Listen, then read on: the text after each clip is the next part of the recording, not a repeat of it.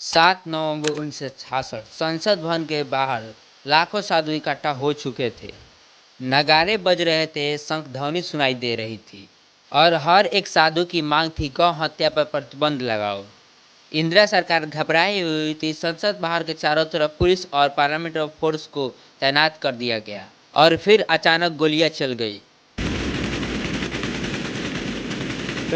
कई साधु वहीं ढेर हो गए, सैकड़ों को बस में भरकर वहां से हटाए गए। रातों रात दिल्ली से हजारों लाश गायब कर दी गई और अखबारों में छपा सिर्फ 8 लोग मारे गए। ये सिर्फ गौ हत्या के प्रतिबंध पर प्रदर्शन था। पुलिस रिकॉर्ड से गिरफ्तारियां और सबूत क्यों गायब कर दी गई? और सबसे बड़ा सवाल, गौ हत्या के प्रतिबंध को लेकर इतना बड़ा नरसंहार क्यों और सरकार ने जनता से क्यों छुपाया? ये सब जानने के लिए वक्त से पीछे जाना पड़ेगा।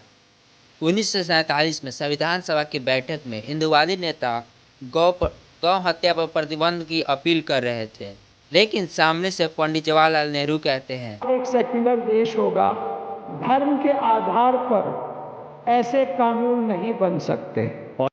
और ये फिर टल गया। फिर 1955 में कोशिश हुई, गौ हत्या प्रतिबंध पर बिल भी लाया गया।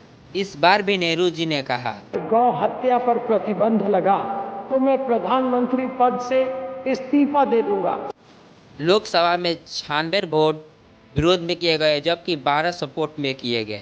फिर 1964 में नेहरू जी की डेथ के बाद साधु और संतों ने और हिंदुवादी ने फिर से प्रयास किया गौ हत्या प्रतिबंध पर और इंदिरा सरकार प्रेशर में आ गई। 1966 में अगर 1967 के लोकसभा चुनाव में कांग्रेस जीतेगी तो गौ हत्या पर प्रतिबंध लगेगा। इंदिरा जी ने साधु संतों से वादा किया, लेकिन क्या यह वादा सच है या सिर्फ राजनीतिक चाल? इसका जवाब उसी साल अक्टूबर महीने में मिल गया महाराष्ट्र के वासी में, जहां एक शांति मार्च निकाला गया साधु संतों और हिंदू संगठनों द्वारा कि गौ हत्या पर प्रतिबंध लगाया जाए। लेकिन ये मांग कुछ दिनों के भीतर ही करोड़ों लोगों की मांग बन गई। उस समय महाराष्ट्र में तत्कालीन सरकार कांग्रेस की थी। तभी लाठीचार्ज, भगदड़ सा माहौल और पुलिस ने फायरिंग कर दी। सरकारी आंकड़ों ने बताया कि सिर्फ 11 लोग की मौत हुई, हजारों लोग घायल हुए, पर रियल संख्या क्यों रिकॉर्ड नहीं की गई? और ये नरसंहार एक आंदोलन में बदल चुका था, क्योंकि एक तरफ इंदिरा जी गौ हत्या पर प्रतिबंध लगाने की बात कर रही हैं और दूसरी तरफ गौरक्षकों पर गोलियां चल रही है। फिर एक डेट तय की गई, 7 नवंबर 1966 गौपाष्टमी का दिन, जो आगे चलकर इंदिरा जी की मौत का कारण भी बना। वाराणसी के स्वामी कट्टरपति महाराज के नेतृत्व में देश भर के आरएसएस, आर्य राम परिषद के वॉलंटियर, प्रमुख संत रामानुजाचार्य, नीमबम, बल्माचार्य आदि छोटे बड़े संगठन और संत दिल्ली में इकट्ठा हुए और ये संख्या 1 लाख से ज्यादा की थी और संसद का घेराव करने लगे गौ हत्या के प्रतिबंध पर बिल पास कराने के लिए। और फिर अचानक सरकार ने ऑर्डर दिया और गोलियां चलने लगी। पुलिस ने और सड़क पर लाशों के ढेर गिर गए और राम मंदिर के जनरल सेक्रेटरी चंपत राय जी उस समय बीएससी कर रहे थे, जो इस आंदोलन में शामिल थे और इस घटना के आई विटनेस थे। उन्होंने बताया, मैं तब बीएससी का छात्र था जब गोली चली। मैं वहीं मौजूद था। मुझे साफ याद है, अटल बिहारी वाजपेयी सभा को संबोधित कर रहे थे। उस वक्त के गृह मंत्री गुलजारी लाल नंदा ईमानदार और संवेदनशील व्यक्ति थे, इसलिए इंदिरा गांधी के किए पर उन्होंने जिम्मेदारी लेते हुए इस्तीफा दे दिया। 50 साल बीत गए, लेकिन आज बहुत कम लोग इस घटना को जानते या याद करते हैं। इसकी वजह यह है कि कांग्रेस ने अपने प्रचार के जरिए इस घटना की यादों को मिटाने की कोशिश की और सच को दबा दिया।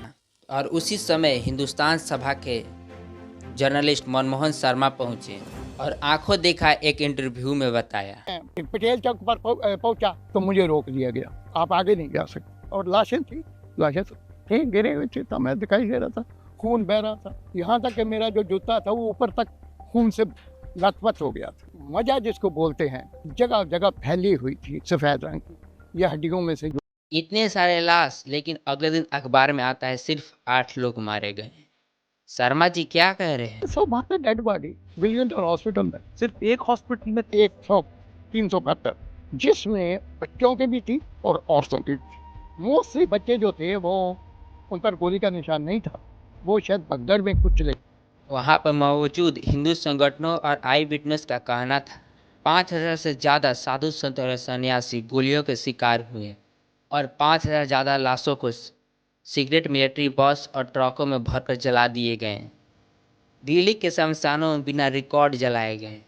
इन्हें बिना रिकॉर्ड जला दिया गया और ये भी चेक नहीं किया गया कि इनमें से कोई जिंदा भी है कि नहीं। फिर भी प्राइवेट मीडिया और इंडिपेंडेंस मीडिया ने इसका रिपोर्ट क्यों नहीं किया? इसका खुलासा शर्मा जी ने किया। अब एक एडवाइजरी आई गवर्नमेंट की तरफ से कि सिर्फ प्रेस लोग जो गवर्नमेंट ऑफ इंडिया का है वही आप यूज करेंगे, अपनी पर्सनल रिपोर्टिंग नहीं करेंगे। ये साफ साफ कि जो हम प्रेस ऑफ इशू करेंगे आप उसी को और उसको शब्द छापेंगे। आप अपने किसी कॉरेस्पोंडेंट का कोई वर्षन नहीं किया। जो हमारे पास प्रेस हो गया उसमें 11 लोगों के मरने की खबर। और इस घटना को कवर करने में इंदिरा सरकार सक्सेस होती है और इस घटना के अगले साल 1967 में कांग्रेस सरकार चुनाव जीत जाती है। हिंदुओं और गौ भक्तों को लुभाने के लिए 1971 के चुनाव में कांग्रेस ने अपना एक नया चुनाव सिंबल लॉन्च करती है और 1971 के लोकसभा चुनाव में जीत जाती है। लेकिन आप अपने सच को मिटा सकते हैं, लेकिन अपने कर्मों को किए गए कैसे मिटा सकते हैं? और इस पूरी नरसंहार को असहाय होकर देखने वाले स्वामी गणपति महाराज जी ने श्राप दिया। जी ने इंदिरा गांधी को श्राप दिया। मुझे इस बात का दुख नहीं कि तूने निर्दोष साधुओं की हत्या कराई, बल्कि तूने गोहत्या करने वालों को छूट देकर पाप किया है। यह माफी के लायक नहीं है।